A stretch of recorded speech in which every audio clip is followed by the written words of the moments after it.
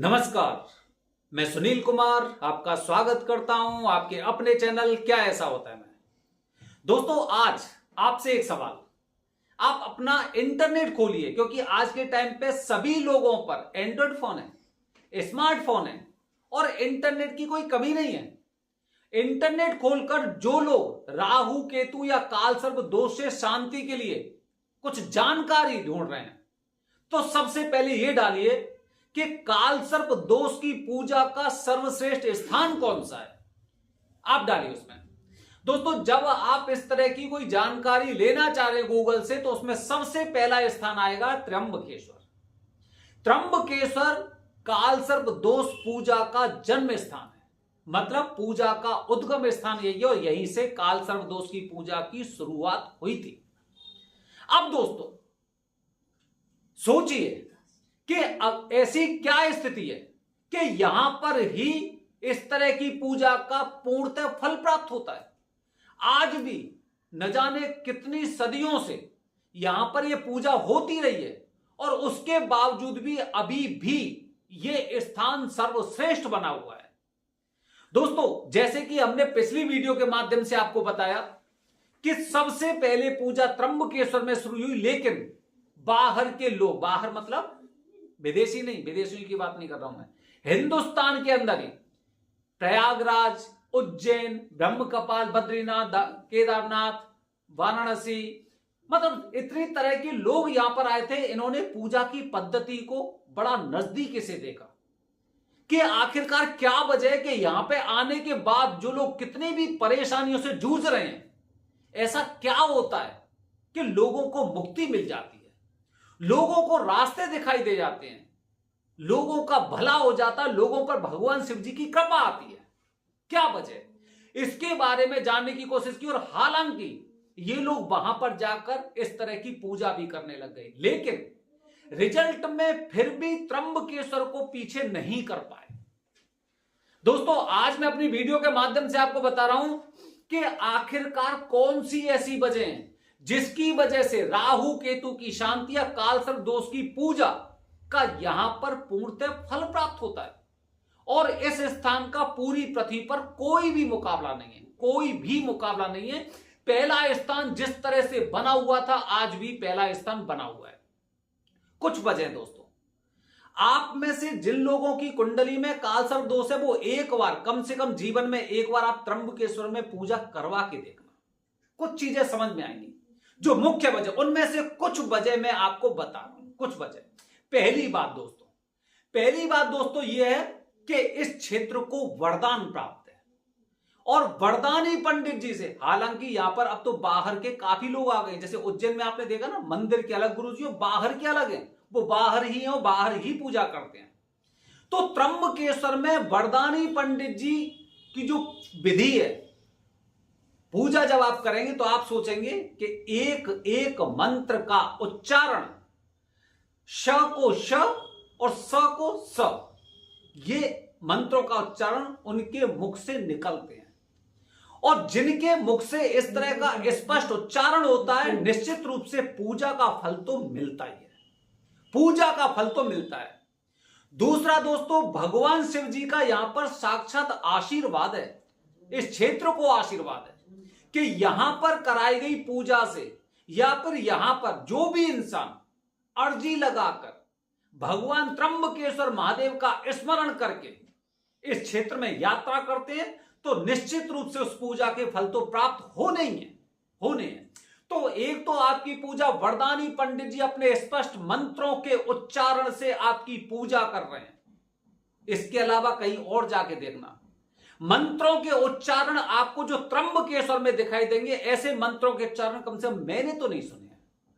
आप भी जो भी स्थान, मैंने कल अपने वीडियो आपको शेयर किया था, उसमें मैंने आपको बताया था कि भारत में काल सर्प दोष की पूजा कहां कहां होती है। सब जगह जाइए, भले ही पूजा मत करिए, लेकिन जाइए और मंत्रों का उच्चारण देखिए, आप खुद समझेंगे कि ये स्थान, इस स्थान की बराबरी तो कोई कर ही नहीं सकता है। ठीक है, तो दोस्तों, मंत्रों का उच्चारण, जितना मंत्र स्पष्ट होगा उसकी गति उतनी तीव्र होती है और उतना ही फलदायी होता है। दो वजह बता दी, एक और वजह बता रहा हूं दोस्तों। जब आप त्र्यंबकेश्वर आएंगे ना, तो त्र्यंबकेश्वर में लोग जैसे बताते हैं कि कालसर्प दोष की पूजा में नाग नागिन को प्रवाहित करना चाहिए, ऐसा लोग कहते हैं। कौन कहते हैं, किसी को नहीं पता है। जब त्र्यंबकेश्वर हम गूगल में सर्च कर रहे हैं या फिर कहीं पर भी देख रहे हैं कि कालसर्प दोष के लिए प्रथम स्थान त्र्यंबकेश्वर है, यहां पर तो हमने ही नहीं, जो बरदानी पंडित जी जो कई पीढ़ियों से यहां पर पूजा कर रहे हैं, उन्होंने भी किसी को नहीं देखा है कि नाग नागिन को प्रवाहित किया जाता है, किसी ने नहीं देखा है। ठीक है, ये वही बाहर के लोग हैं जो इस तरह की अफवाहें उड़ाते हैं। बाकी हो सकता है कि ऐसा कहीं उन्होंने कहीं पे पढ़ा हो, हम उस चीज के बारे में भी कोई भी विरोधाभास नहीं कर रहे हैं। लेकिन जो स्थान त्र्यंबकेश्वर बताए गए वहां पर हम न जाने कितनी पूजाएं देखी हैं, लेकिन कोई एक इंसान ऐसा नहीं था जिसने नाग नागिन को प्रवाहित किया होगा।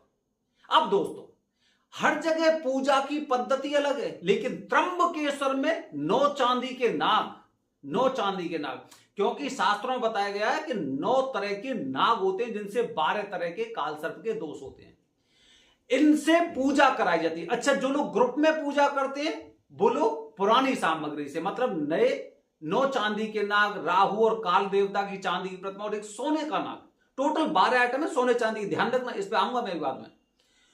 और ये जो पुरानी सामग्री होती है, मतलब आपसे पहले कोई इनसे पूजा कर चुका होता है। जब आपकी प्राइवेट पूजा होती है नई सामग्री वाली, तो इसमें ये नए होते हैं। अब दोस्तों क्या होता है, पूजा के पश्चात इन 12 सोने चांदी की चीजों का क्या होता है जानते हैं आप? ये गुरुजी को दान किए जाते हैं। दोस्तों, शास्त्रों पे जाना, शास्त्रों में बताया गया है दान के प्रकारों में बताया गया है कि सर्वश्रेष्ठ दान कौन कौन से होते हैं। और सर्वश्रेष्ठ दानों में अगर मैं ऊपर से टॉप 5 की अगर मैं बात करता हूं, तो स्वर्ण दान, रजत दान और गौदान, ये स्टार्टिंग के शुरुआत के 3 स्थानों पे आते हैं। तो आपने क्या किया, पूजा के पश्चात जो गुरुजी को दक्षिणा दी जाती वो तो आपने दी, उसके साथ में आप सोने और चांदी का भी दान कर रहे हैं, सोने और चांदी का दान। और ऐसे भी तो माना जाता ना, जैसे सोने में शनिदेव की स्थिति बताई जाती है कि वो यहां पर मौजूद रहते हैं, सोने मौजूद रहते हैं। तो दोस्तों अब, और वैसे भी जब आप देखेंगे ना, तो राहु केतु के कोई उपाय बताएंगे ना, तो उसमें चांदी बताई जाती है, बच्चों को चांदी पहना दो, कुछ भी। ठीक है, तो त्र्यंबकेश्वर में आप क्या करें, त्र्यंबकेश्वर में आप पूजा के बाद सोने और चांदी का दान भी कर रहे हैं, दक्षिणा के बाद। जब इंसान सोने और चांदी का दान करते हैं, तो फिर पूजा का फल तो मिलना ही है। आप कोई से भी ग्रंथ पढ़ लेना, किसी भी तरह की किताबें पढ़ लेना, जो इंसान अपनी पूजा के पश्चात स्वर्ण दान और रजत दान करता है, उसे पूजा का अनंत गुना फल प्राप्त होता है। अच्छा, इसके अलावा अगर आप कहीं और जाएंगे, तो जैसे उज्जैन में देखिए, उज्जैन में ज्यादातर लोग पीतल के नागों से पूजा करवाते हैं, पीतल के नागों से। और बहुत से लोगों ने जैसे अब्बा उड़ा रखी है, अब्बा में क्या करते हैं कि वो 2 एक नाग से बना के दे देते और कहते हैं इन्हें प्रवाहित कर दो। अब यहां पे जिस जगह आप प्रवाहित करने जा रहे हैं, वहां पे आपने दान नहीं किया है, वहां पे आपने प्रवाहित किया, एक तरह का एक टोटका किया है आपने, टोटका, जिसे कि काफी लोग तांत्रिक विधि भी बोलते हैं, तांत्रिक क्रिया भी बोलते हैं।